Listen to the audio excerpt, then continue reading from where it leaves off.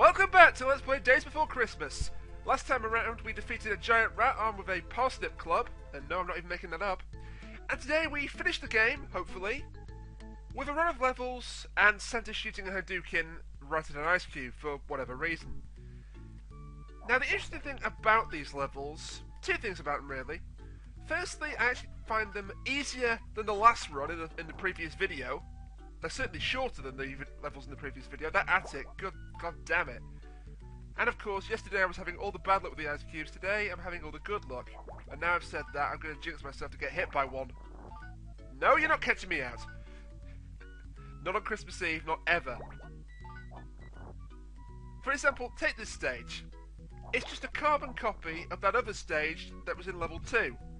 Right down to jumping in the pit to complete the level. It's just a complete rip-off. In fact, I think it's even shorter than that level.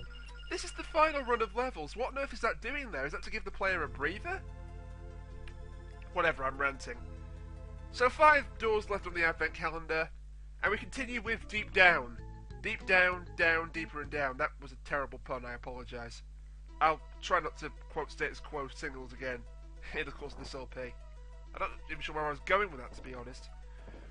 And again, as you'll notice, they've upped on originality, unfortunately, and now this is a copy of level 3. So we've had a copy of level 2, now we have a copy of level 3.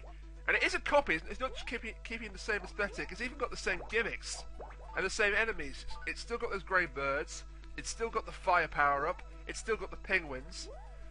There's a couple of things that are different, it's still got the clouds as well, which I believe were present in level 3. It's like they had half a good game and they couldn't finish it. Or maybe they ran out of time. Maybe they hit a time that, again, I'm getting so lucky with these enemies at the moment. I look like I'm going to hit them, but then I avoid it. So I don't know what's up with that. Health up here. And they're still being quite generous with the health and the extra power-ups, so I can't really begrudge them that. Now careful here. If you don't jump on that cloud or you fall down, you won't get to this reindeer. Of course, with this game, that doesn't really have any consequences at all, negatively, because you don't have to save the reindeer in order to beat the game, which is kind of counterintuitive, I think. Instead, all you got to do is avoid enemies and collect power-ups. This could have been, as I said, don't get me wrong, it's a fun game. They could have gone the whole distance. Oh god, I don't think I'm getting back up now. I think I've doomed myself. If I'm extra life here, not that I need it, because I have 9 of them, good god. Just for everyone I said about the game being easy. I don't think I can get to that now, but I'll give it a try. Oh yes I can, over here. And a penguin, but... Oh, and then the platform goes off without me, god damn it.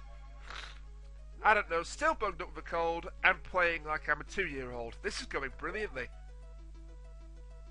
As I say, it's like they had half a good video game, and then they ran out of time.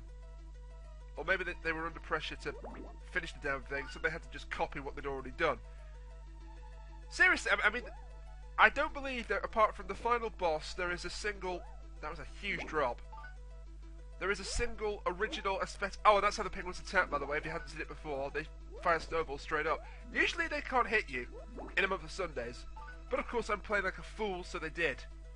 End of the level is right here, so again, I think this was shorter than the level it was ripped off of at the start of the game. So the pacing of this game is just weird. And wrong. Oh god. And this ice cube jumps into oblivion. He will never attack you, and you know what? I'm perfectly fine with that. Bomb and a present, I'm perfectly fine with that as well, because it's never going to touch me. Whatever, end of the level. As I say, I applaud the game for its originality, and especially for the anti-claws gimmick, but I think they just ran out of time, or patience, or possibly both. I don't think they ran out of money, because it's quite a simple video game that can be defeated in about 2 hours. Now this level is probably my favourite of the levels present in this video. Whoa, I took way too much of a risk there! Santa Claus is Evel Knievel. No. This is very similar to the flooded basement. Again, repeating the gimmick that we're just ripping off levels from the previously seen in the game. But I think this is actually easier, again continuing the trend, than the flooded basement. Perhaps because the basement isn't flooding and therefore you haven't got to run away from it, a la Toxic Tower and Donkey Kong Country 2. Excuse me. There's a neat little trick up here. If you're low on health, go up these disappearing platforms, and in this gold present box is a Santa hat. You can drop down here. There's no enemies or anything. There is a checkpoint bell, but I'm not really. Well, I'll show it off. I'll show it off, but I'm quite confident in my abilities to get to the next checkpoint without dying. This does have a kind of an interesting ending to it, this stage. So remember what I said about it not ripping off the flooded basement with a gimmick? Well, keep thinking that. What on earth is going on today? I'm just missing my shots like it's going out of fashion. Like it's Christmas, which it is! It's Christmas Eve, like I say. And as I also said in the previous video, I would not be rushing through this on the day before Christmas if I'd been able to plan my week out a bit more effectively. But hey, illness comes along and you drop everything, so it is what it is. Take it or leave it. Well, I have to take it. You can leave it if you wish, but please don't, because I am making an effort to try and get this done. And I'm just taking all the... Oh, you can jump on present boxes. Now, neat little trick. You can actually leave... Santa hats on the level without collecting them, and they will stay there for you to pick up if you collect a hit, because you can only... Well, I managed to mess it up there, but and down here there's nothing but an enemy, but I'll take care of him anyway, because I do have a spare hat and falling off the platform, because again I'm playing like I'm a 2-year-old. As I'm trying to say, and doing a terrible job of it, if you've got full health you can actually leave the Santa hats. Now checkpoint bell here, this looks like the 2 paths, but no, dead end. Now here's the neat and also bad thing about this level. Go over to the left and oh god, the basement's flooding. What I find here, the best thing to do is to just run to the right, constantly firing, don't even bother about the presents, because if that water catches up to your face, you're dead. But it's not too difficult, and that's the end of the level. Probably the best of the levels of this run. Of the 6 levels that are shown off in this video, I think that's probably my favourite. Because it does still rip off a previous level, as does this one, Santa's House, which is the final level, actual level, of the game. The creepy basement does still rip off a previous level, but it's different enough to feel like a different level rather than just a cheap rip-off. Now, this being the final level of the game... Why did I jump then? Strange. I pressed the button. This being the final level of the game, they introduce one last gimmick. Enemies that take 2 shots of magic to turn into a present. Kinda strange they've waited till now to do it, but it does make things a little trickier. Especially when I can't seem to get the jump button to work properly. What you're meant to do is What is wrong with the jump button? Come on! What you're meant to do... I mean, fortunately there's plenty of health hats around, so I shouldn't die. Now I said that, watch me die. Horribly. And again, thought that was an enemy. What you're meant to do... No. What you're meant to do, when I see another one, is you hit it once, you jump over it, or you back away from it for its invisibility time to stop kicking in, and then you hit it again, it turns into a present. And another new gimmick, these platforms. Now, much like the ropes, unlike the ropes and the hooks, you automatically grab onto these, which can kind of throw you if you've been expecting elements of the level where you don't automatically grab onto them, and that can make you fall off. Fortunately, there's no pit underneath, so it's not a problem. And another extra life. They really are being generous with the extra lives. But then again, as I keep trying to push, it's a game about Christmas, what we were expecting. Now, I'm sorry to say, by the way, I had to not get chafing from sliding down that candy cane ladder. Good God. Health here? Yep, health here. As I say, they're really generous, especially with this being the final level of the game. Well, the final proper level of the game, anyway. With all the extra health and lives. But I've got no problem with this, especially since I'm playing terribly. Now, this is the one part of the level where you can actually case in point! So as I was saying before, I was interrupted by my complete lack of playing ability. This is the one part where you can actually die, because this is the only bottomless pit in the level. And usually I don't get caught out by that, but today I did, because apparently everything I'm doing on this game today is going wrong. Oh, that's embarrassing. Not quite as embarrassing as the death in the last video where I just charged straight into a pit without even looking, but still quite embarrassing.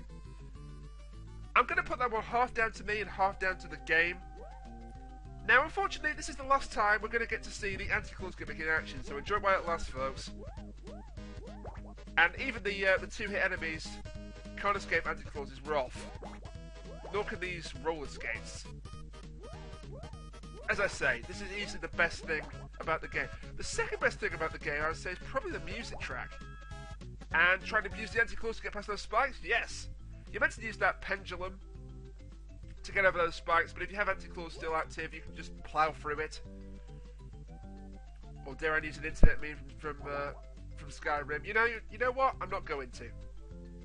Okay. Oh, I paid for my use of memes by landing on spikes. The annoying thing about the Santa's house level is a lot of it is unnecessary. Now he took 3 hits. Come on, game. Stop trying to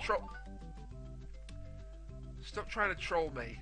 Oh, I get it. It was a different car. Right, I get you now. Thanks, game. Thanks a lot. You know what? I was trying to praise it. I was about to say the second best part about this game, apart from the anti-claws gimmick, which is terrific, as I've already mentioned, why? Just why? Fortunately, there's health down here, and knowing my luck, it'll turn out to be a bomb instead. And this is the end of the level. All you've got to do is jump over one last pit of spikes using this pendulum. And the train wreck that is my playing ability is over. Wow. That went about as bad as could be expected. But I'm not doing it again, because it's Christmas Eve, and I just...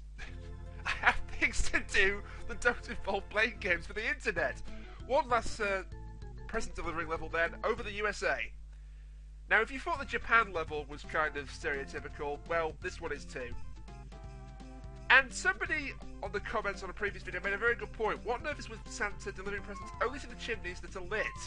What about all the good boys and girls in houses that can't afford to have their chimneys lit? Well, apparently they're SOL. I don't make the rules, I just play the game, but hey. And American footballs floating in mid-air, which for some reason reminds me of Parodius.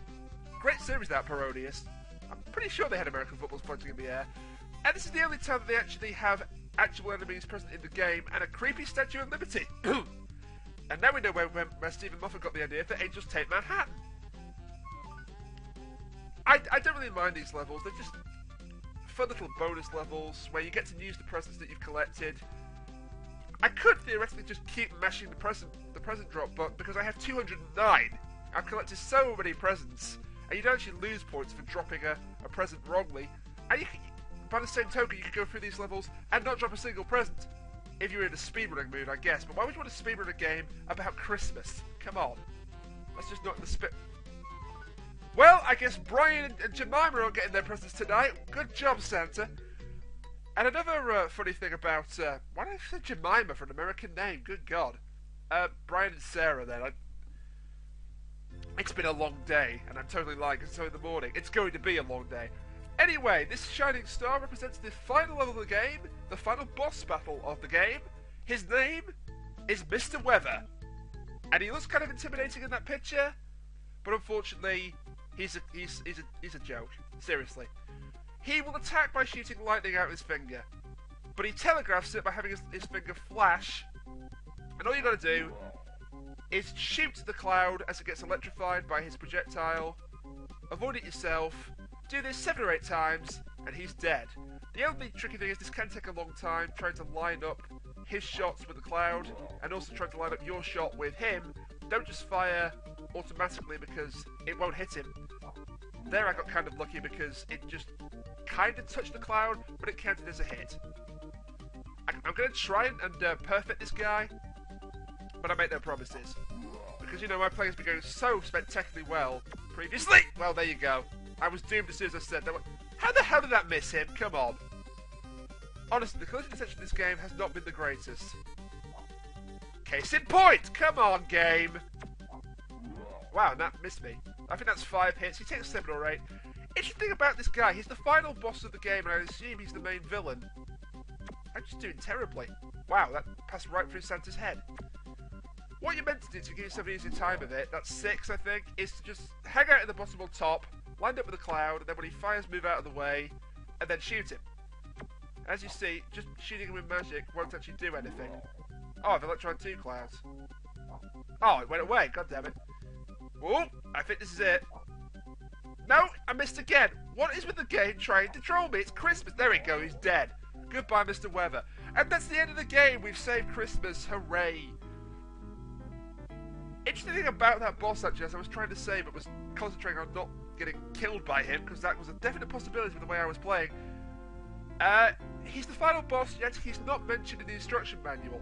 Actually, in the instruction manual, the main villain is the snowman who we murdered with ease back in the first boss fight. And Timekeeper is also mentioned in the intro to the game. But the rat and Mr. Weather, they appear in the title sequence, but they're not mentioned in the manual, so kind of strange that they picked hints with the final boss, but whatever, all the bosses are easy anyway. And as the end credits roll, and we've saved Christmas for all the little boys and girls, that's the end of the game, and I'm just going to leave you a few final thoughts about it. As I say, it's good. It's not great. Maybe it's not even good. Maybe it's just decent. It does have its faults, most notably the repetitiveness towards the end, where they just couldn't make an original level if they tried. Some of the collision detection is atrocious, as you saw in that final boss fight. I mean, come on, it was going right by him, and also I benefited from it when it went right through me, and it didn't even hit me. Though that benefits me, so I'm not going to really complain about that.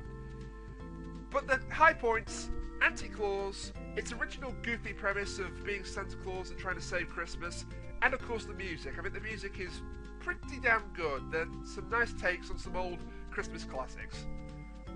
The credits actually roll on an infinite loop, so what we're going to do here to end it off, as soon as the credits come to an end, because you can't finish a Let's Play without showing all the credits, gasp! What I'm going to do is just let the end credits roll, listen to this kind of cool music. What is it with me making the cool pun unintentionally, and in doing so making it an intentional pun? Cheese and Inga? Skynet? We, the makers of this game, would like to thank the future company for the Terminator films. I've never seen that before. That really that really caught me off guard. Anyway, congratulations to Sunsoft and Funcom. You made a kind of fun game for Christmas that takes 2 hours to finish, but hey, it's enjoyable. And let's not wait for the credits to loop. Instead, we get to enter our name as the high score table. I think you know where I'm going with this, don't you? Yep, you've guessed it a mile away. So, as I put this completely unnecessarily seasonal name into the high score table, quite why this game has a high score table to begin with, I have no idea.